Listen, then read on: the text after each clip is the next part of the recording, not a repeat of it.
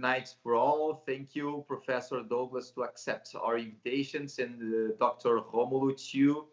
Dr. Romulo starts in contact 10 years ago with Professor Douglas Edlin, and the professor comes here at Porto Alegre and gives us a marvelous speech a long time ago, and after at São Paulo University too. And thank you so much to accept our invitations. And we organized some conferences in constitutional law. The first of all was the member of Supreme Court of Portugal, Professor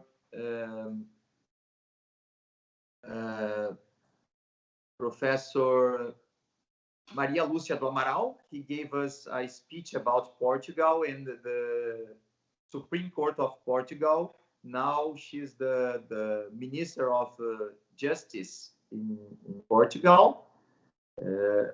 And after we make a conference with Professor Manuel Gonçalves Ferreira Filho, the Senator of Brazil, Pedro Simon. And now we have the conference, international conference with Professor Douglas Edlin. I will read very fast the curriculum of Professor Douglas Edlin. Doug joined the Colorado College faculty in 2018. He's a McHugh Professor of American Institution and Leadership and a Professor of Political Science. He holds a PhD from Oxford University, a JD from Cornell Law School, and Master from the University of Pennsylvania, and Bachelor from Hobart College. His teaching and research focus on the courts and the judicial process, constitutional and comparative law, legal and constitutional theory, and the politics of race and gender in the United States. He's author of Common Law Judging and Just and Unjust Laws, and the editor of Common Law Theory. His articles have been appeared in the American Journal of Comparative Law and Canadian Journal of Law and Jurisprudence, Polity, and other journals. He was a Fulbright Scholar at Queen Mary University of London and a McCormick Fellow at the University of Edinburgh School of Law. So, Professor, thank you so much to accept our invitations. And I pass you the word to give us your speech about constitutional law in common law system in United States systems. Thank you very much, Professor Reverbel, and thank you and Dr. Georgie for having me here, for the invitation. And I also want to thank Melanie Chepchik for organizing the event, and especially the technology, which I am hopelessly bad at. So thank you all very, very much. It's an honor to be here and a pleasure to see you again. As Professor Reverbel mentioned, I visited Porto Alegre a little over 10 years ago, and I appreciate so much the chance to visit with you again, even though it is virtually this time. As Professor Reverbel said, the title of my talk today is Constitutionalism, a Common Law View. And I am going to focus on 3 points. And I can't see, at least on my screen, who's here or if anyone would like to speak, but if this is possible, please feel free to ask questions as I'm talking. I would like very much to have a conversation with all of you as much as we possibly can. I'm going to make 3 points fundamentally today. The first is a distinction between natural law and common law. The second is a description of the relationship between the common law and the Constitution, particularly in the United States, and a little bit in the United Kingdom. And third, the role of the courts in common law constitutionalism. To begin, since we're lawyers, we should define the terms that we're using. For the purposes of this conversation, constitutionalism means government limited by law. And the way that I'm going to approach this is to think about how the law both empowers and constrains the government in the common law tradition. So to begin with the first point, the distinction between natural law and common law. In the United States, there are two foundational documents to the formation of the nation. The first is the Declaration of Independence. The second is the United States Constitution. The Declaration of Independence was written by Thomas Jefferson, among others. And to understand the role of Jefferson in writing the Declaration and its meaning in the United States system, it's important, I think, to begin with Jefferson's conception of human nature. Jefferson was hopeful about the ability of human beings to live together in society and in a political society. And his view of human nature fundamentally was that we are self-directed, fundamentally equal, and share the capacity to reason. So because of this view of human nature, Jefferson believed that people could be trusted to govern themselves. And he believed that the best system of government would be a direct democracy. And very famously, in the language from the Declaration of Independence that, at least in the United States, we tend to talk about very frequently, Jefferson wrote, "We hold these truths to be self-evident, that all men are created equal, that they are endowed by their Creator with certain unalienable rights, and that among these rights are life, liberty, and the pursuit of happiness." So let's think about that language a little bit more.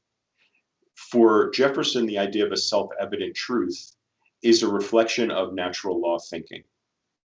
According to natural law theory, self-evident truths allow us to reflect on our nature as human beings, and through the exercise of our reason, to understand what's best for us by virtue of being human, and in Jefferson's mind, particularly where the Declaration is concerned, to think about how best to govern ourselves so that we can be as free and as equal as we're capable of being. Jefferson also said, all men are created equal. And it's important to think about what he means there. First of all, he said men, and he meant that. He did not include women as part of the society that would govern itself at that time. But we can adjust that and say all people are created equal. Even if we think about it more expansively, it's still obviously not true. I'm never going to be an Olympic athlete. It doesn't matter how hard I try. I am not an equal athletically to the people who compete in the Olympics. That's not what Jefferson had in mind, though. When he said all people are created equal, what he meant was we're all equal in terms of our intrinsic worth as human beings. That dignity and respect that we are all entitled to by virtue of being human is what he means by being created equal. And he said we are endowed by our Creator with unalienable rights. This too is a reflection of natural law theory. The idea that whether it's through a creator or through the exercise of our reason, and if anyone would like to talk more about this, I'm more than happy to. But the distinction here within natural law thinking is between Thomas Aquinas and John Finnis, for example, who's alive today. According to Aquinas, who was a Catholic saint, it was true that we know what we know because God has made us this way. But natural law theory does not require a theological view as a legal theory and a political theory. So even if we don't think about this in literal terms, the idea that we are endowed with unalienable rights is what I want to focus on. The rights that Jefferson talked about were life, liberty, and the pursuit of happiness. What we need to ask ourselves is, what does it mean to call those rights? Are they moral rights? Are they political rights? And in what sense, if any, are they legal rights? Because Jefferson goes on to say in the Declaration, to secure these rights, life, liberty, and the pursuit of happiness, governments are instituted among people. So in thinking about how those rights are secured, this takes us to James Madison and the United States Constitution, the other foundational document in the United States system of government.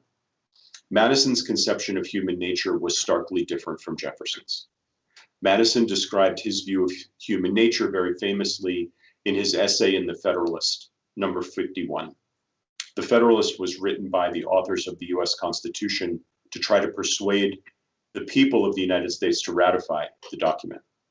And in Federalist 51, Madison wrote, "Anarchy," and I'm quoting him, "anarchy may truly be said to reign as in a state of nature, where the weaker individual is not secured against the violence of the stronger. Stronger individuals are prompted by the uncertainty of their condition to submit to a government which may protect the weak as well as themselves." So in Madison's mind, we institute governments. Governments are created by people together to protect us from each other, fundamentally. Because in Madison's view of human nature, people are selfish, grasping, and impassioned. Unlike Jefferson, who believed people fundamentally could be trusted to govern themselves, Madison did not share that view. Madison did not believe people could be trusted to rule themselves.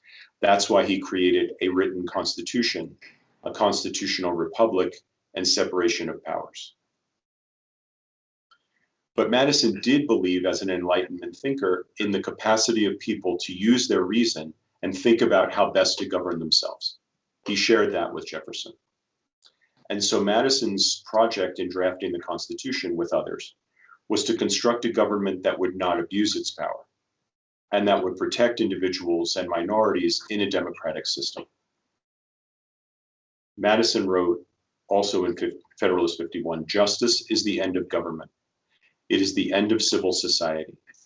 It has ever been and ever will be pursued until it is obtained or until liberty is lost."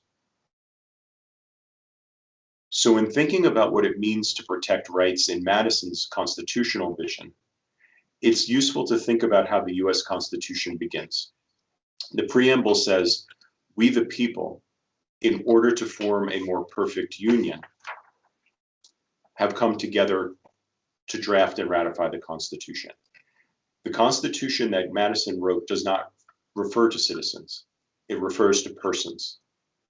And very famously in the Fifth Amendment to the US Constitution, the government is told in writing, "No person shall be deprived of life, liberty, or property without due process of law." So I think it's useful here to compare the parallels between the language of the Declaration and the language of the Constitution. The Declaration says we all have a right to life, liberty, and the pursuit of happiness. The Constitution says the government cannot deprive us of life, liberty, or property without due process. These different views of human nature reflect different views of government. And what it means to protect rights in Madison's mind is that you can go to court and claim them against another person or against the government. Anything else from Madison's point of view that we talk about as a right isn't meaningful because you can't enforce it. This is why, even today, lawyers in the United States don't cite the Declaration of Independence in court for the same reason that they don't cite the Bible. It's not a source of law. It may be a source of other forms of knowledge, and it may even be a source of other kinds of rights, but they're not legal rights. And so because Madison didn't trust people fundamentally, and because he thought the government was needed to protect us from each other and from the government itself, the Constitution was written so that we all would know what our rights are, and so the government would know what it is empowered to do and what it is restrained and constrained from doing. The Declaration is a political statement of independence. The Constitution is a legal source that limits the government. This is also why sometimes in the United States you'll hear people say, "We don't live in a democracy. That's not the system of government we have." What they mean, of course, is we don't live in a direct majoritarian democracy that Jefferson had envisioned. We live in the United States in a constitutional republican democracy. And the written Constitution represents a pre-commitment to the protection of certain rights against the government and against the majority. So the distinction between natural law and common law can help us to understand a critically important but understudied role of colonial and state courts prior to and after the ratification of the US Constitution. A famous myth in US constitutional law is that the power of judicial review was created by the famous Supreme Court decision in Marbury versus Madison in 1803. But in fact, as I'm about to describe to you, the power of judicial review actually had its origins in early decisions of state courts before Marbury was decided. And I just want to talk about a few of those with you now. The first reported United States judicial decision invalidating legislation for violating common law principles rather than a written constitution is a case called Ham versus McLaws, which was decided by the Supreme Court of South Carolina, the state of South Carolina, in 1789. And in that case, the South Carolina Supreme Court wrote, and I'm quoting, "It is clear that statutes passed against the plain and obvious principles of common right and common reason are null and void. Statutes made against common right and reason are void." The legal authority that this court relied on was a statement by a famous English judge named Lord Edward Coke in a very famous decision called Bonham's case. In Bonham's case, Lord Coke wrote, "It appears in our books and in many cases that the common law will control acts of parliament and sometimes adjudge them to be utterly void. When an act of parliament is against common right and reason or repugnant, the common law will control it and adjudge such act to be void." The phrase common right and reason was a term that was used as a reference to the common law at this time. So the court's judgment in Ham versus McLaws was that statutes made against the common law were void. The court doesn't refer to a constitution in this case. 3 years later, this same court, the South Carolina Supreme Court, reaffirmed its adherence to this view in a case called Bowman versus Middleton. In that case, mirroring the language and approach of the Ham case, the Carolina court held that in the Bowman case, the plaintiffs can claim no title under this statute in question because it is against common right, which means common law, to take away the property of one man and give it to another. Then in 1799, one of the most influential state courts in the United States at the time, the Supreme Court of Appeals in Virginia, held in a case called Jones versus the Commonwealth that an attempt to impose joint fines on different defendants in the same case who had been convicted of assault violated the common law because it violated the principle that an individual should not suffer for the fault of another person. And the court said in the Jones case, the Virginia court, said whether we consider this case upon the doctrines of the common law or the Bill of Rights, I am clear in my opinion that the court should have required the jury to differentiate among the defendants. What all of this means is, in cases that were decided before the federal Constitution was ratified and after the federal Constitution was ratified, a doctrine of judicial review existed that was based on the common law rather than a written constitution. And significantly for the distinction that I'm drawing here, none of these cases discuss natural law at all. The only legal source that judges in the United States at this time believed was capable of controlling an unconstitutional act was the common law. So the distinction between natural law and common law, reflecting the distinction between Jefferson's Declaration and Madison's Constitution, is that the common law is a source of legal rights and restrictions on government, unlike natural law. So this gets us to the second point, the relationship between common law and the Constitution. As the Jones case describes, both are independent legal sources and legal bases for controlling acts of the government. In the common law tradition, fundamental rights do not depend for their existence on their articulation in a charter document.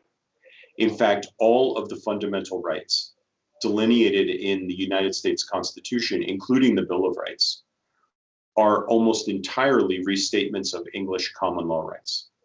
The rights to free speech, assembly, petition, due process, a warrant, compulsory process, confrontation, the rule against self-incrimination, the right to a jury trial and habeas corpus, all of these are written in the United States Constitution, but they are restatements of rights that had already existed in English common law. So these rights don't depend on an explicit statement in the Constitution, and they don't require a statement in the Constitution for courts to enforce them against the government. And here, again, it's important to keep in mind why Madison wrote the Constitution. The purpose of writing down fundamental rights and limitations on the government's power was to ensure that the government would not exceed the powers that were granted to it. It was not to claim that the rights existed only because they were written down. And as George Anastaplo, who's a famous theorist of the US Constitution, wrote in one of his books, underlying the rule of law in the United States is the common law of England, which was established in colonial days. The common law is critical to the rule of law in reflecting and reinforcing, as it does, a general constitutional system. So thinking about the common law tradition in the United States and the United Kingdom, there are several aspects of this relationship between the common law and the constitutions of the US and the UK. I'm just going to mention three for today. First, as I've said, the restatement of common law rights in a constitutional document does not protect those rights differently and does not necessarily protect those rights more powerfully than their statement in common law principle. Second, these rights do not depend for their existence or their enforcement on being stated in a charter document. And third, judicial interpretation of a constitution should always be informed in a common law system by their common law origins. And so implicitly and explicitly, all three of these points relate to the courts. This is because constitutionalism in the common law tradition originated in and continues to this day to be defined by judicial interpretation of rights in the course of resolving judicial and legal disputes. The beginning of this tradition was and should be traced to the ability of ordinary people to challenge the actions of the crown in ordinary courts before independent judges who were trained in the law and who were not appointed by or beholden to the king. In this way, the government was quite literally required to defend the legality of its actions in court. And when the government could not do so, the courts were empowered to hold the government accountable to the law. This is the origin of constitutionalism in the common law tradition. And through the writ of habeas corpus and other rights, the courts ensured that the government only was able to act in accordance with the law.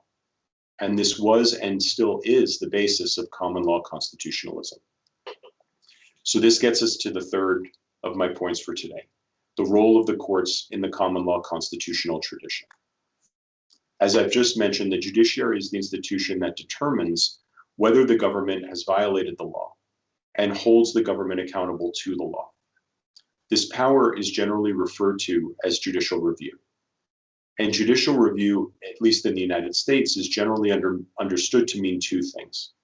One, a court reviews an act of government to ensure that it complies with the Constitution.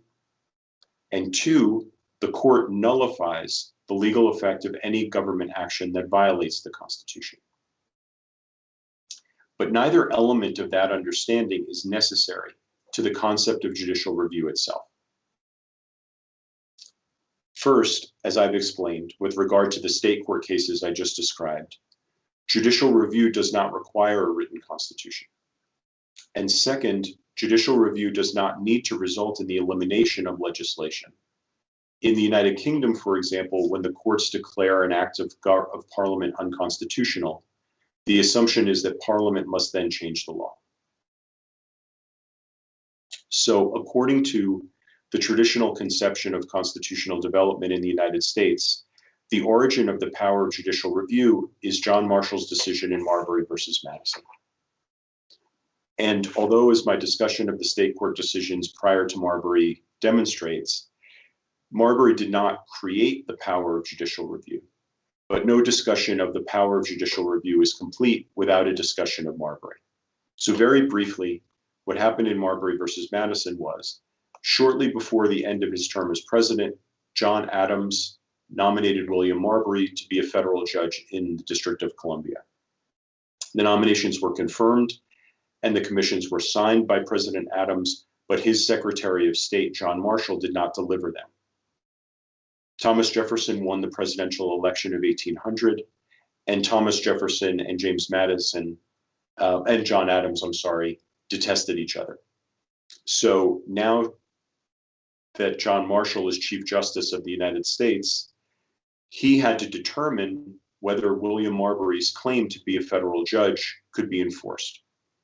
Marbury asked the Supreme Court to issue a writ of mandamus ordering delivery of a ruling to James Madison that would require him to deliver the commission to Marbury. The problem for Justice Marshall was he knew that Madison and Jefferson would never comply with the court's order if he ordered them to deliver the commission to Marbury. So Marshall had to figure out a way to resolve this case and protect the prestige of the court. And according to Marshall, the court was required to answer 4 questions in Marbury versus Madison. First, does Marbury have a right to the Judicial Commission? The court said yes. Second, if that right has been violated, does Marbury have a legal remedy? And Marshall said yes. The third question was, has he asked for the correct remedy? And the court said yes, a writ of mandamus. The fourth question was, does the Supreme Court have the power to grant that remedy to him? The answer to that question was no, because Congress had attempted to expand the original jurisdiction of the Supreme Court in the Judiciary Act of 1789. But according to John Marshall, by attempting to expand the original jurisdiction of the court in the Judiciary Act, Congress violated the Constitution, because the original jurisdiction of the Supreme Court is defined by the United States Constitution. So even though Congress was attempting to expand the power of the court ruled in Marbury versus Madison that Congress cannot do so in a way that violates what the Constitution says. So in doing this, Marshall accomplished 2 things at the same time. He sidestepped this political trap of needing to issue an order that would resolve this case, but would not result in a situation where Jefferson and Madison ignored him. And he claimed for the court what he knew would be a much more important power later in time, which is the power of judicial review, the power to determine whether an act of government, federal government, was unconstitutional. And in doing that, Marshall wrote in Marbury versus Madison, it is the province and duty of the judicial department to say what the law is. If 2 laws conflict with each other, the courts must decide on the operation of each. The Constitution is law, and the courts must decide if a law conflicts with the Constitution. So here again is the difference between Madison and Jefferson, and the difference between the Constitution and the Declaration. The Constitution is a form of law that can be enforced against the government by courts. After the court decided Marbury versus Madison, the court decided a case called Fletcher versus Peck in 1810. In Fletcher versus Peck, which was also decided by Justice Marshall, the court struck down an act of the Georgia state legislature and relied on 2 grounds for its decision. First, Marshall referred to a common law rule that innocent purchasers of land acquire a good title to the property. And second, Marshall indicated that the act of the Georgia legislature violated the Contracts Clause of Article 1 of the US Constitution. And combining those rationales, Marshall wrote in Fletcher versus Peck, it is the unanimous opinion of this court that the state of Georgia was restrained either by general principles of law or by particular provisions of the Constitution from passing this legislation. What this means is even after he decided Marbury versus Madison, Marshall continued to refer to fundamental principles of the common law as a basis for constraining the government. So thinking about all of this together, I've talked today about the beginning of the exercise of judicial review in the United States as a means of holding the government accountable to the law, which is the foundation of constitutionalism from a common law view. Over the course of U.S. history, through the exercise of judicial review, the Supreme Court and other federal courts of the United States have resolved for this nation whatever the most divisive political and legal issues of the time were, from human slavery to racial segregation, to the right of women to terminate a pregnancy, to capital punishment, a presidential election, or the government's response to the attacks on September 11, 2001. All of these examples that I've talked about from the 18th, 19th, 20th, and 21st centuries teach us some things about the common law view of constitutionalism. First, common law judges do not need to view their role in reviewing legislation as derived from a written constitution. Second, judicial review in common law jurisdictions is inherent in the institutional role and function of the judiciary. And third, even where the Constitution does not prohibit an action of the government, the common law still may. The existence of this judicial authority predates the United States Constitution, and the courts have the authority to ensure the constitutionality of government action through the power of judicial review. This form of government accountability to the law is itself an aspect of the judicial duty, which Marshall described in the most famous line of his opinion in Marbury: the judicial decision, the judicial duty to say what the law is. It is not at all coincidental that Marshall quoted William Blackstone's comments about rights and remedies in England in the context of discussing that in the United States, the government is a government of laws and not of men. Constitutionalism in the common law system depends in part on the ability of an independent judiciary to preserve and provide legal remedies for violations of rights, legal rights, but not natural rights, by the government.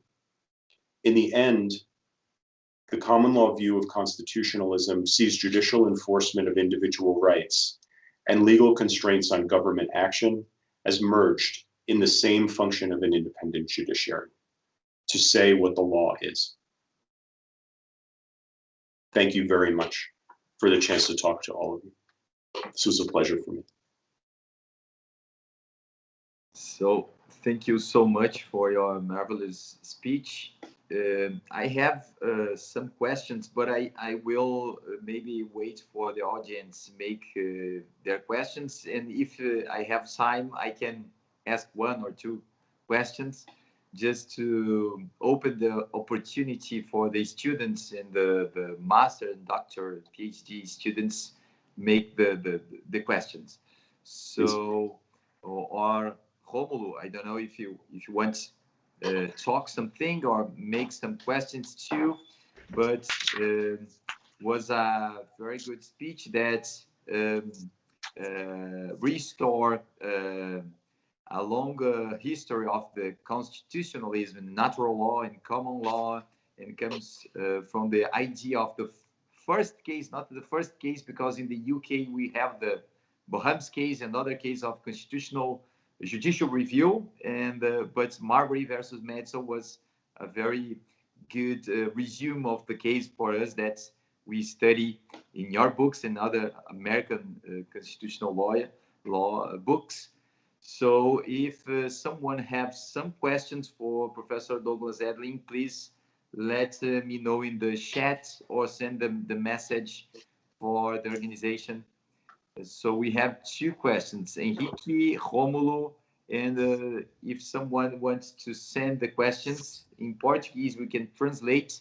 Sorry, but we don't have the audience, we don't have the translations of the speech, but most part of the people, you understand or speak and understand well English. So I also want to say, I just wanted to say that I apologize that I can only speak one language. That's my limitation, not yours. No problem, Professor. But so we have here some questions, but I think Henrique can introduce the first questions, and after I can read some questions that the audience sent me by email or chat here. Okay. No, Professor, actually we have Professor Edlin. Good afternoon for us. I was just reading here a question of our audience, if I may, and I have a question myself that if I'm able, I can make it later. But our doctoral student here, Gaio, just said it here to you, this question. In Brazilian constitutional tradition, the discussion between LaSalle, and Hess's theories has a lot of influence. And considering Professor Edlin's speech about natural law, how does the U.S. tradition deal with the ideal and of real and normative constitution? I think he's asking about the distinctions between real and normative constitutions in Hesse and LaSalle view. If I'm not able to respond fully or adequately, because I'm not, as particularly given the other people who are in this virtual room, I am not going to comment on Brazilian constitutional law in any way. But what I think I can say about part of the question is, one of the disputes that is ongoing in the United States tradition in thinking about how to interpret the United States Constitution is to ask whether it should be interpreted as morally developing over time, which we call a living constitution view, or whether the language of the Constitution should always be historically contextualized to the time at which it was written, which we refer to as originalism here. I mention this because from an originalist perspective, the goal of judges in interpreting the Constitution is not to achieve the best normative outcome. It's to constrain the courts in a democratic system to the historical meaning of the language when it was ratified. People who take the other view, which I would say might be a little bit more of a common law approach to constitutionalism, people who take the living constitution view would say it's impossible to interpret language like equal protection or cruel and unusual punishment without thinking normatively about what the best and fairest outcome would be. I don't know if I've fully responded, but that's what came to mind for me when I heard the question. Romulo, you want to ask some question? Yes, I want. First, thank you very much for your disponibility, availability, and one point that you talked today called my attention. I was the one who translated your article on judicial review without a constitution back then, and in that article you talked about the Holmes case where statute was judged unconstitutional, was judged unlawful at least, because it altered the number of the jury members. Now we'll ask a little bit polemic question, but very interesting. There is a large discussion, at least I think there is in the United States, about the possibility of altering the number of the judges in the U.S. Supreme Court. There is a possibility of a statute in this area. How do you think about it in terms of law possibility?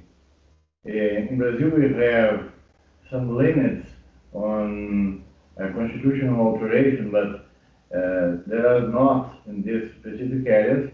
And as long as I know, there is nothing in the text of the U.S. Constitution, but there are other things that are in there. The U.S. Constitution is, as opposed to ours, short, in fact, because of the time in which it was written. So you're absolutely correct. The number of justices on the United States Supreme Court is not fixed in any way by the Constitution. It's determined by a statute passed by the United States Congress. And the number now is set at 9, but Congress can change that. If that were to happen right now, and I know it sounds like you're familiar with the politics of this currently here, so I won't go through that. I'll just mention that very unusually, at least for the US, a sitting United States Supreme Court Justice, Stephen Breyer, made a public statement urging Congress not to do this. And part of the reason for that, and I'll just share this in this way, is Justice Breyer's concern that if the court is so overtly politicized, so that people see that the number of justices changes the outcomes, which we're aware of in certain circumstances, but are still sometimes surprised to see that more politically conservative justices will join with more politically liberal justices in important cases. If Congress does this, the number of justices that would be needed to change an outcome right now, because there are 6 perceived to be politically conservative justices and 3 politically liberal judges, it would require 4 new justices, so that it would be a 7-6 decision in a very overtly and transparently political sense. And then, so now there would be 13 justices on the court. If President Biden is not reelected, and if the House of Representatives and the United States Senate shift back to the Republican Party in the next election cycle, which is not unreasonable to imagine, Republicans will then appoint 2 more judges to correct that outcome. Now there are 15 Supreme Court justices. The court can't possibly function as one court sitting together. So the court will begin hearing cases in panels, which is not a problem. The United Kingdom Supreme Court functions that way. But that court is not perceived to be politicized in anything like the way the US Supreme Court is. And so 4 years from now, hypothetically, the United States Supreme Court will have been institutionally altered in a way that will not be retrievable. And at least from my point of view, the independence of the court, which I discussed a little bit in my talk, really will be lost. And I think the damage of that potentiality is exactly why Justice Breyer felt he had to speak publicly. Sorry, but to insist, but will this be constitutional? Will the statute be constitutional? Yes, because the Constitution authorizes Congress to write that statute in whichever way Congress wants to. In fact, the only court that's created by the Constitution is the Supreme Court. All of the lower federal courts are actually created by congressional statutes in the US. And this leads to, this is beyond what I know we're here to talk about, but it's interesting to me. It raises a question about whether, because Congress creates the lower federal courts, could it remove them? Or could it limit their jurisdiction, for example, to review the constitutionality of government action? Congress has tried to do that. In fact, in some of the cases, the court had to decide after September 11th, 2001. I think we have Henrique, one more questions. You want to read the other questions? Yeah, we have another question here from our student, Pedro Simon. Question for Professor Edlin. In your paper, Judicial Review Without a Constitution, written in 2006, after explaining the difference between constitutional review and common law review, you said that many scholars continue to describe judicial review as a synonym for constitutional review. Nowadays, 15 years later, how did the American doctrine react to the ideas that you expounded? How do the majority of today's scholars contemplate the common law review? The view that, first of all, thank you for the question, and thank you particularly for reading the essay. I appreciate that very much. I also should say, since I have the opportunity, thank you very much to Dr. Georgi for translating it. The short answer to your question is there are still a small number of federal and state judges in the United States who will recognize the distinction that I describe in that article, but that is a minority view. The argument I was making in the article was for a change in the way, and in my talk to you today, it was for a recognition of the history to help judges in the United States understand this distinction. But most United States federal judges in particular assume that the power of judicial review is tied to the language of the written Constitution. It's different in very interesting ways in the UK because there is no written constitution, or no codified constitution, I should say. Henrique, one more question? We have one more question here from Thais. And she asks, how do you understand the different roles of law and politics in updating the US Constitution? And how would that difference impact on the role of the Supreme Court? The Supreme Court was always meant to be influenced by politics. This is why the president nominates those judges and why the United States Senate has to confirm them. But the reason for life tenure in Article 3 is that once those judges are appointed, they're appointed for life, that which, by the way, also pre-exists in an English statute called the Act of Settlement from 1701. But the purpose of judicial independence in the United States and the United Kingdom was to ensure that once those judges are appointed, their decisions are made up based on their best understanding of the law, rather than fear of political influence or any form of political pressure or punishment. So it's impossible to discuss the role of the Supreme Court in US government without thinking about the politics, which is why this is such an excellent question. But I think it's also possible to differentiate the role of the court from the function of a politically representative branch like the presidency or members of Congress.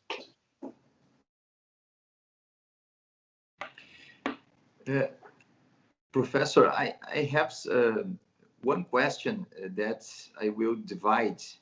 We have a system, a presidentialism system like the USA. And in this case, the president is elected, separated from the legislature. In the parliamentarism system, the executive comes from the legislative branch, and the head of a cabinet and the leader of the ministers represents the leaders of largest party in the legislature. So each system, presidentialism and parliamentarism, has the advantage and non-advantage. And here in Latin America, we have a lot of dictatorship, authoritarian system in 50, 60, 70, 80 years. So a question to you is, the system of presidentialism or parliamentarism can avoid some country to collapse in a dictatorship or not? This is a question.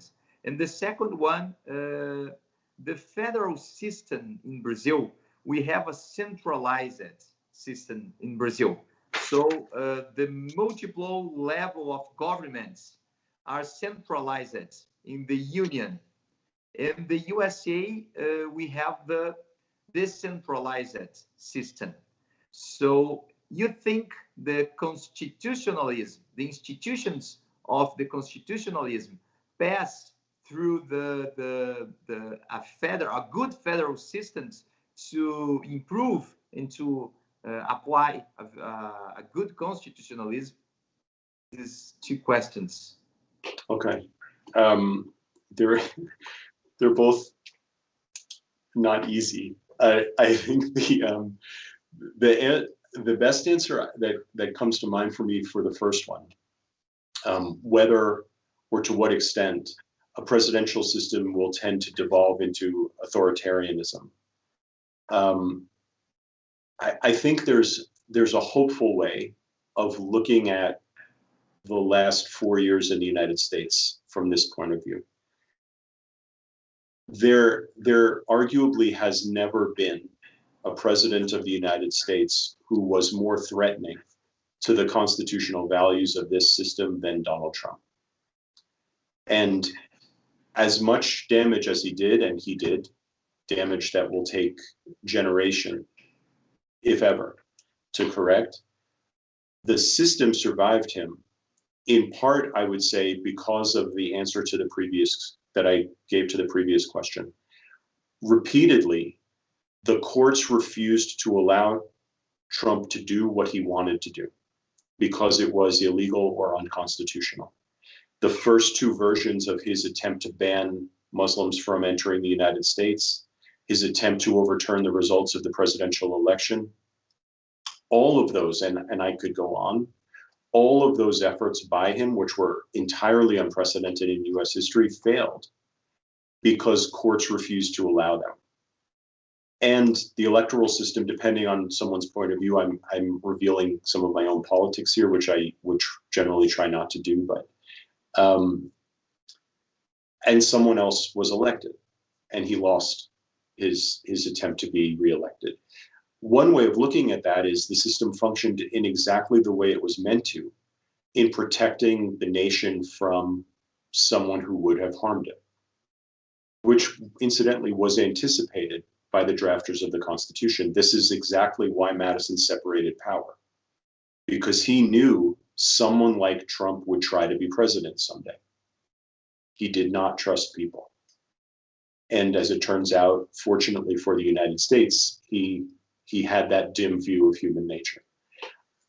That's a hopeful view. There are certainly other ways of looking at this. But I think it's a way of seeing that a constitutional system can survive the threat of authoritarianism, which every nation will confront at some point in one way or another.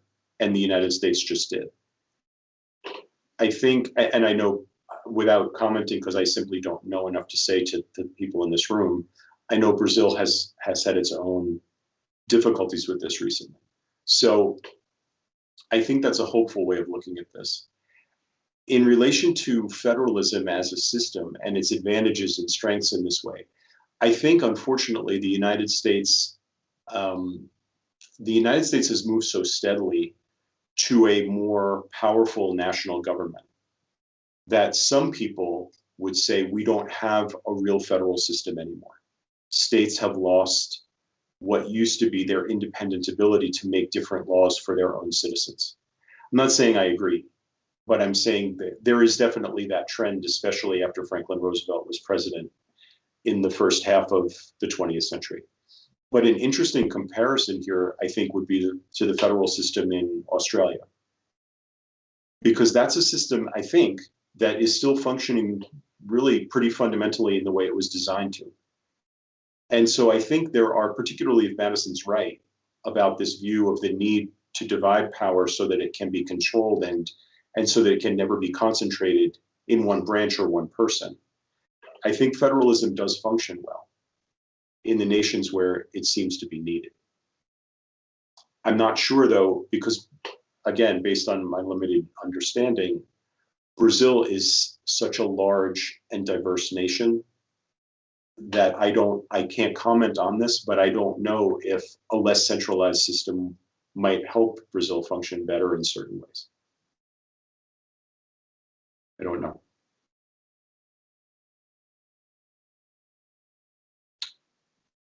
You're, Professor Reverbel, you're muted. Sorry. Thank you so much for the answer. And we still have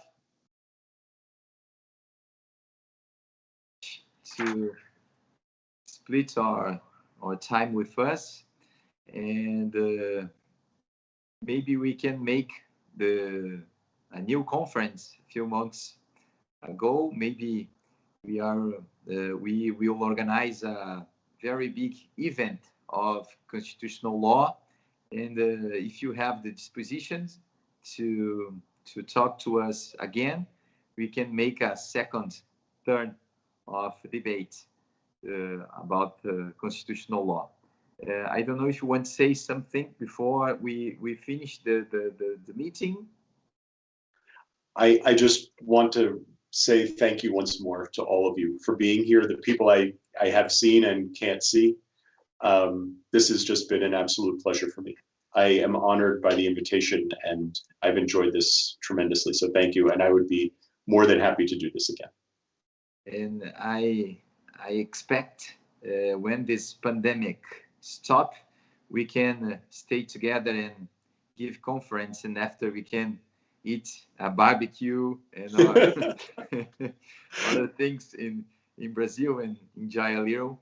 So thank you so much, Professor, for your time, your conference, and see you as soon as possible. Yes, thank you all so much. Okay. Bye-bye. Thank you. Bye. Obrigado.